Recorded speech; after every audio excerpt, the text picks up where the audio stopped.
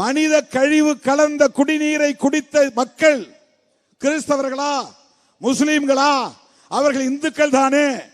சங் பரிவார் கும்பலே, நீங்கள் ஏன் வேங்கவயல் போகவில்லை? நீங்கள் ஏன் வேங்கவயலுக்காக போராடவில்லை? அண்ணாமலை வேங்கவயலுக்காக போராடினாரா?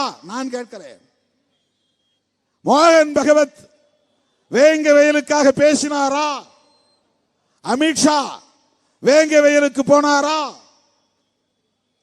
பிரதமர் மோடி வேங்கவயல் மக்களின் பிரச்சனையை செவிமடுத்தாரா? அவர்களும் இந்துக்கள் தானே. திருமாவளவன் போராடியதால் தான் காவல்துறை அதிலே கவனம் செலுத்தியது.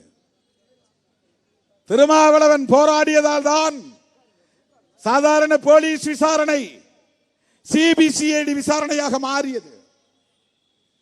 தொடர்ந்து வேங்கவயல் பிரச்சனையிலே கவனம் செலுத்திய இயக்கம். இவனுக்கு என்ன புத்தியில சொல்றாங்கன்னா, சாதி புத்தியில சொல்றான்.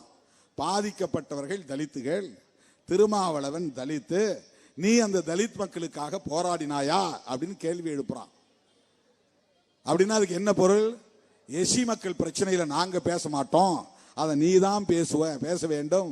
இதுதான்டா சாதி புத்தி என்று பொருள். இதுதான் சாதி புத்தி, கீழ்த்தரமான அற்ப புத்தி.